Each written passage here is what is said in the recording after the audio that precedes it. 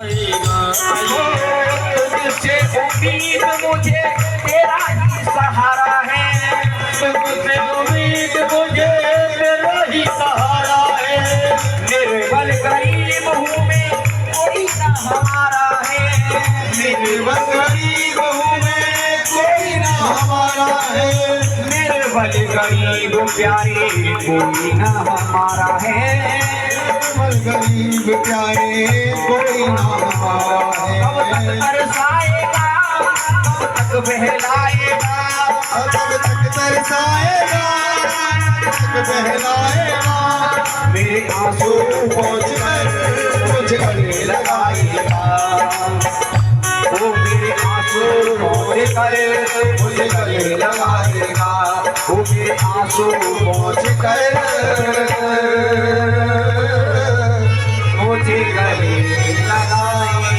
नारी है कि नारी बिच साड़ी, साड़ियों का ढेर लग गया, चीर बढ़ती गई, चीर बढ़ती गई, चीर बढ़ती। राजन, जब तुम्हारे दादाओं ने वो डगरी बनाई है ना, बोले हमारे महाराज द्वारकाधीश इस गरीब ब्राह्मण के सखा कैसे हो सकते हैं। पर आज द्वारपालों ने सुदामा जी को बड़े आदर के साथ बिठाया, द्वार पर बिठाया, और द्वार पर बिठाकर द्वारपाल कहने लगे भैया हम भगवान से द्वारकाधीश से पूछकर आते हैं, अगर वो आपसे मिलना चाहते हैं तो अभी हम आपको ले चलेंगे। एक देखिए जो झांकियों में दिखाया जाता है ना कि सुदामा को डांट रहे, फटकार रहे, मार रहे, ये सब असभ्यता है। भगवान के द्वार पर ब्राह्मणों का, अतिथियों का कभी भी अपमान नहीं हुआ करता था। हाँ, द्वारपालों ने रोका था, वो इसलिए रोका कि सुदामा भगवान को अपना सखा बता रहे हैं। अच्छा, वो ये कहते हैं कि मैं ब्राह्मणों केवल दर्शन के लिए आया हूँ, याचना के लिए आया हूँ, तो सीधे जाने देते। क्यों? क्योंकि ब्राह्मणों को, दुखियों को कभी द्वारकाधीश के द्वार पर कभी कोई रोक टोक नहीं। उन्होंने कहा सखा, और सखा है तो फिर बराबरी होनी है, इसलिए रोक दिया।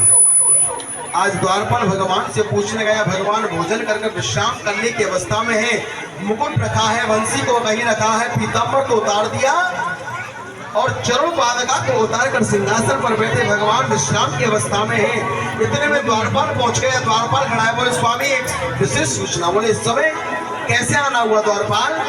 बोले कहने लगे प्रभु बात कुछ ऐसी है कि एक ब्राह्मण आया है और आपसे मिलने। बोले द्वारपाल ब्राह्मणों से हमको मिलने में कब आदेश लेना पड़ा? बोले स्वामी बात ये है कि ब्राह्मण कह रहा है कि आपका मित्र। बोले मेरा मित्र? बोले हाँ। तो फिर आप लाए क्यों नहीं? बोले प्रभु दिक्कत एक है। बोले क्या? किसी तन पे प्रभु वो जो मित्र कुछ अटपटासा है, किसी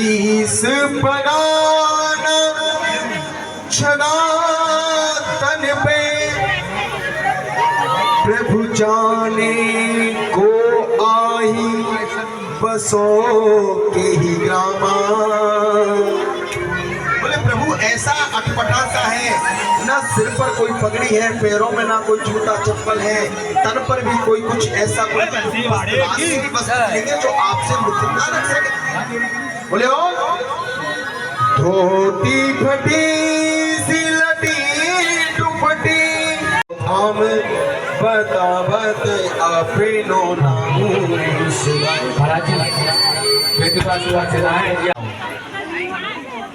और भगवान ने सुदामा जी के चरणों को पकड़ा है। देख सुदामा की दीन दशा, करुणा करके करुणा निखिलोए, पानी परा तू सो हाथ छुओ नहीं, नैन के जल सो पग धो। भगवान ने सुदामा जी के चरण अपने आंसुओं से धो दिए। भैया सुदामा तूने बहुत कष्ट सहे रे भैया। अरे सुदामा तूने बहुत कष्ट सहे, बड़ी देर कर दी मित्र आने में, बहुत देर कर दी। मानो मनी मन में दोनों मित्र एक दूसरे से बातें कर रहे हो। मित्र सुदामा कहते मित्र तुमने भी बुलाने में बहुत देर कर दी, खूब बातें हुई हैं। और आज जब सुदामा जी कृष्ण की पत्नियों को आशीर्वाद दे, 1 को 2 को 4 को 10 को 20 को 50 को 100 को दिया, और सुदामा ने कमजोर भैया कितनी ने तो कन्हैया बुलाए, लाला इसको ये सबरी अपनी है। कन्हैया कहते सब अपनी है, अभी तो लहर लग रही है। ए भैया जो बता तू इतनी ने कैसे रख ले, ना तो एक ही बड़ी बात। सुदामा जी कहने लगे भैया ऐसा कर, बोले कहा कि सबके बदले तू ही आशीर्वाद दे। तो सुदामा जी ने भगवान को आशीर्वाद दिया, विप्र प्रसादात् धरणी धरो हम, विप्र प्रसादात् कमलावरो हम, विप्र प्रसादात् अजितो चितो हम, विप्र प्रसादात् मम राम नामा। भैया यही ब्राह्मणों का आशीर्वाद है कन्हैया लाला, तू खूब खुश रहे, मस्त रहे, तंदुरुस्त रहे। आज जब भगवान ने आशीर्वाद लिया और कन्हैया सुदामा जी से चलो भैया ठीक है, सुदामा जो बता मिलनो जुलनो बहुत है गए, जो बता भाभी ने कुछ दियो के ना है, भाभी ने कहा दियो है। अब सुदामा जी का पोट लिए कान में लगाए के बार बार बार बार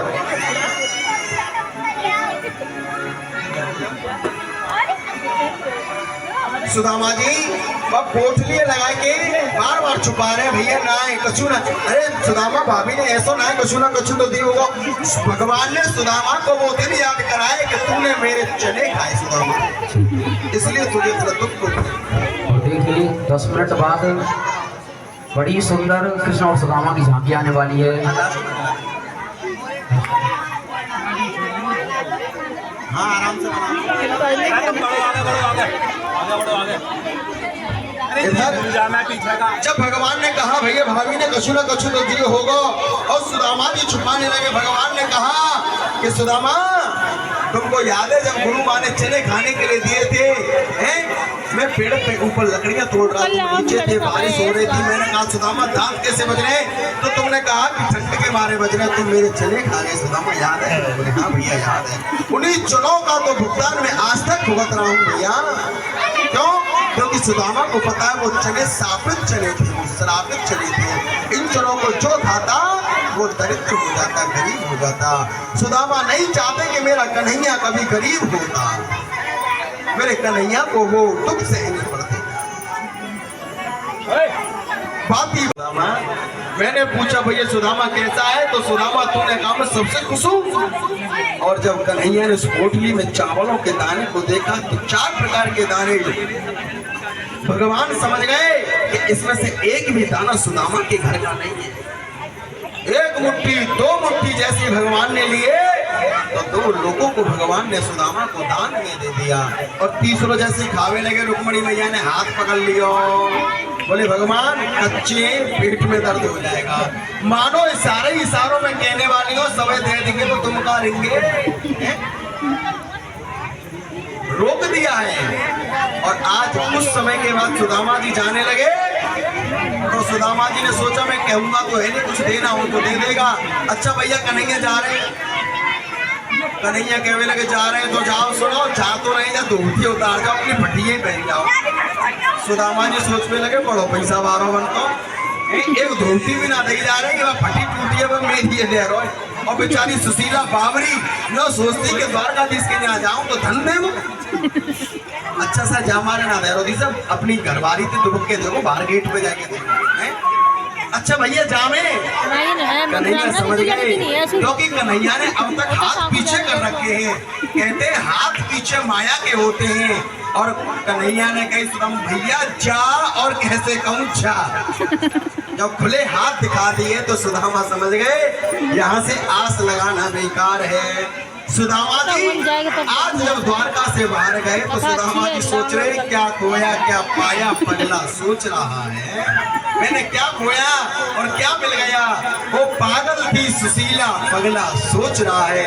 सुशीला ने सोचा बहुत धन मिलेगा, पर सुदामा को खुशी किस बात की थी कि मुझे मेरे श्याम के दर्शन हो गए। और कहने लगे और जब से सावरे ने पकड़ा मेरा हाथ, वो हो गई मेरी दिखती नहीं है।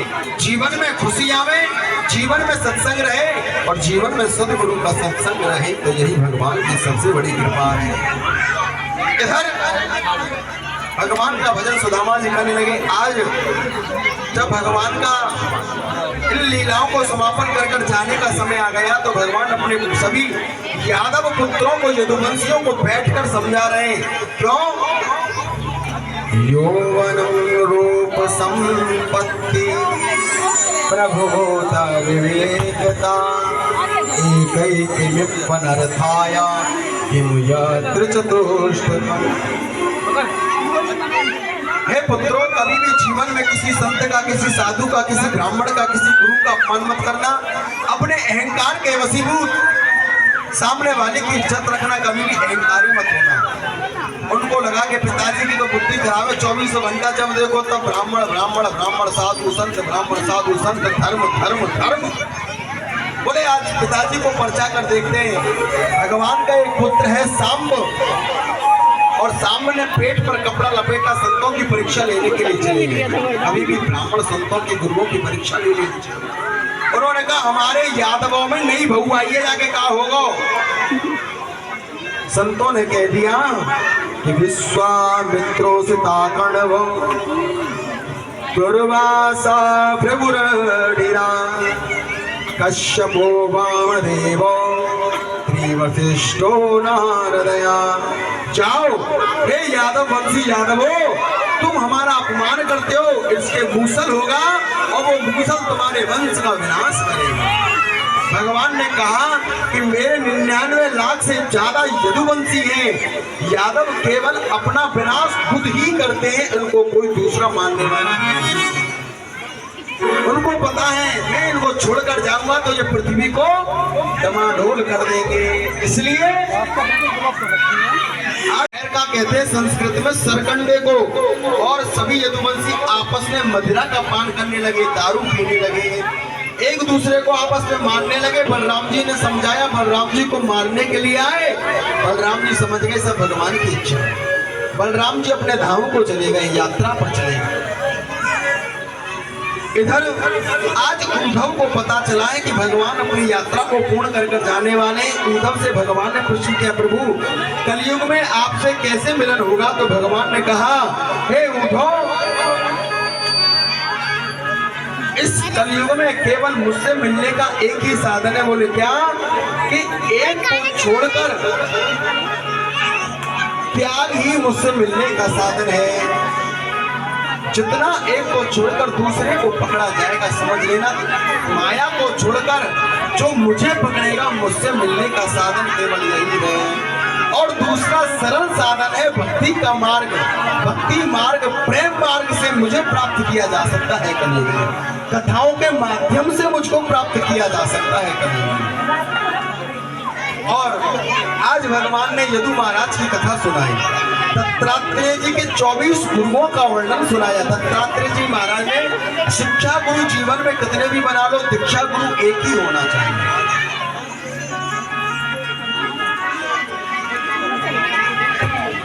शिक्षा गुरु एक ही होना चाहिए। आज दत्तात्रेय जी महाराज ने जीवन में 24 शिक्षा गुरु बनाए और सभी से कुछ ना कुछ सीखा। कपोत को बनाया, कबूतर को बनाया, वैश्या को बनाया, गज को बनाया, हाथी को बनाया, चिड़ियों को बनाया, सर्प को गुरु बनाया, एक कन्या को गुरु बनाया, अपने जीवन में सबको गुरु बनाया। हाथी से सीखा कि अपनी चाल पर कभी परिवर्तन नहीं करना चाहिए, धर्म पर कभी परिवर्तन नहीं करना चाहिए। जिस गांव में हाथी जाता है ना, सब लोग उसको पूछते हैं, केवल एक ही लोग भौंकते हैं। बोले कौन? क्यों? अच्छा, कुत्ते केवल पीछे ही भौंकते हैं, आगे कभी भौंक नहीं सकते। और हाथी को अपनी चाल पर कोई फर्क नहीं पड़ता। अच्छा, कुत्तों से पूछा जाए क्यों भौंक रहे हो, तो कुत्तों कहेंगे हमको कोई मतलब नहीं है, हमको जलन इस बात से कि इस हाथी की इतनी पूजा क्यों हो रही है। हम इस गांव की रखवाली करते हैं, हमको डंडा पड़ती है। केवल उसकी ख्याति, उसकी यश। भूल चूक की माफी देना, भूल चूक की माफी देना, आत्मा की बात तुमको हंसला रहे, हम ब्रजवासी अपने घर